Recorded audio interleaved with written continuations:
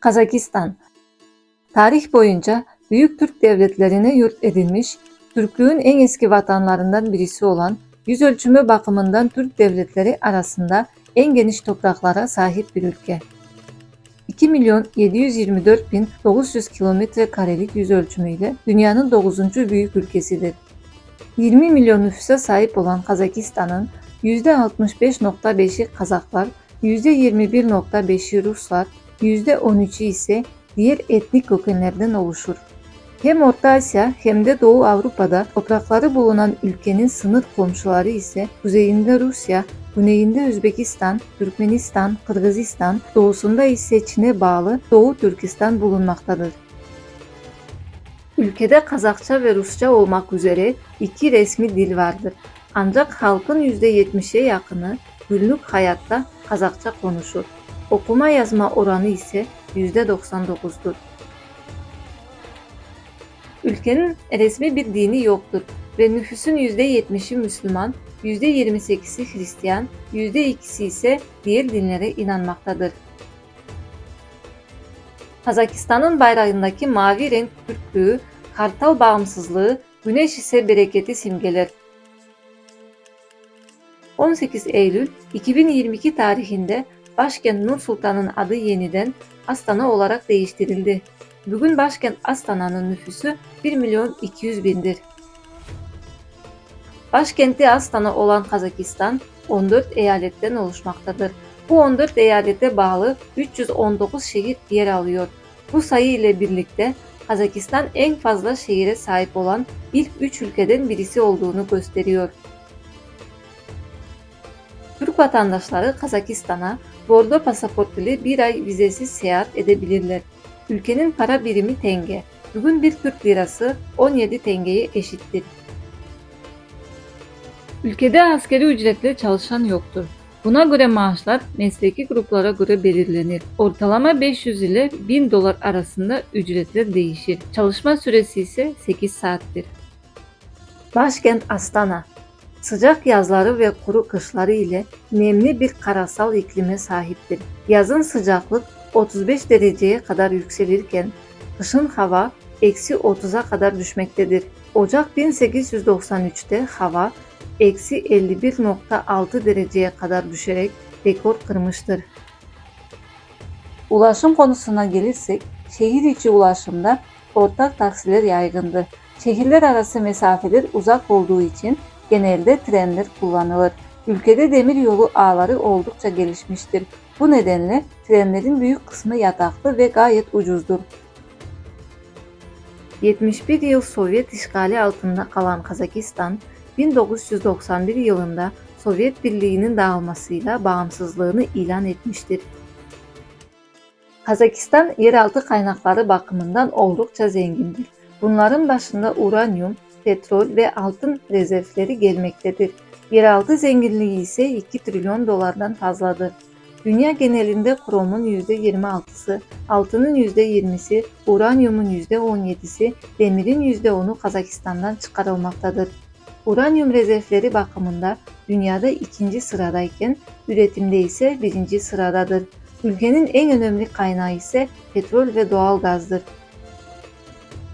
Sovyetler Birliği'nden kalma bir kötü alışkanlık alkol ve rüşvettir. Bu da ülkede büyük bir sorundur.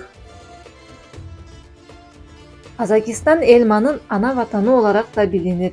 Hatta eski başkenti olan Alma-Ata, kelime olarak Alma-Ata'nın birleşiminden oluşur. Anlamı ise elmanın babası anlamına gelir. Ülkede elma ormanı bile var ve dünyaya elmanın buradan yayıldığına inanılıyor. Elmalar tatlı, acı, ekşi, sulu veya susuz, bazen de gül kokulu olabiliyorlar.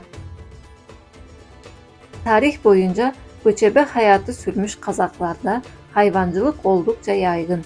Ülke ekonomisine de büyük katkı sağlamaktadır. Bu nedenle et yemekleri önemli bir yere sahiptir. At etinden yapılan 5 parmak yemeği ise ülkenin milli yemeğidir. 5 parmak ismi Kazakçada 5 parmak anlamına gelir. Çünkü bu yemek geleneksel olarak elle yenilir. Bir diğer milli içecekleri ise kısrak atların sütünden yapılan kımız. Ayrıca Şubat adı verdikleri deve sütü de tüketilir. Coğrafi yapısına bakacak olursak, ülke topraklarının %20'si dağlık alan, %1,2'si ormanlık alan, %77,4'ü tarıma elverişli arazi, %8,9'u ise ekilebilir arazidir. Ayrıca Kazakistan dünyanın en büyük kuru bozkırına ev sahipliği yapmaktadır. Kazakistan doğal güzellikleriyle de bilinen bir ülkedir. Bunların başında Balkaş Gölü gelir. Gölü tuhaf yapan özelliği batı yarısı tatlı, doğu yarısı da tuzlu sudan oluşmasıdır. Kayındı Gölü 1911 yılında bir deprem sonucu oluşan bu göl büyüleyici bir güzelliğe sahiptir. Çam ağaçları gölün içinde büyümeye devam ederken görünürde sadece ağaçların gövdesi gözükür. Kışın göl donduğunda batık ormana dalışlar yapılır.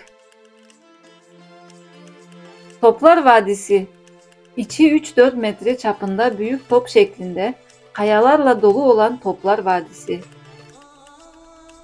Aral Gölü Kazakistan ve Özbekistan arasında bulunan bu göl 68.000 km² yüz ölçümüne sahiptir. Şimdilerde bu gölün %90'ı kurumuş ve çöle dönüşmüştür. Medeu pisti deniz seviyesinden 1691 metre yükseklikte, dağların eteğinde yer alan dünyanın en yüksek buz pisti Kazakistan'da bulunmaktadır. Semipalatinsk nükleer deneme sahası, Sovyetler Birliği bu bölgede 1949 yılından 1989 yılına kadar 456 nükleer deneme gerçekleştirmiştir. Bu da gösteriyor ki dünyada nükleer denemelerin 1/4 bu bölgede yapılmıştır.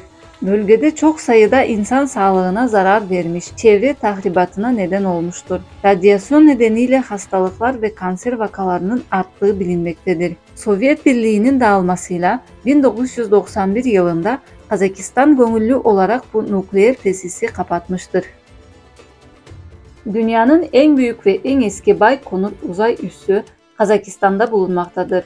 Burası Rusya tarafından Ay'a ilk insanın gönderildiği yer. Kazakistan'a ait olan bu üs Rusya tarafından 2050'ye kadar kiralanmış durumda. Kazaklar Kıpçak boyuna mensup Türklerdir. Ayrıca Kazakistan tarih boyunca birçok Türk devletlerinin beşiği olmuştur.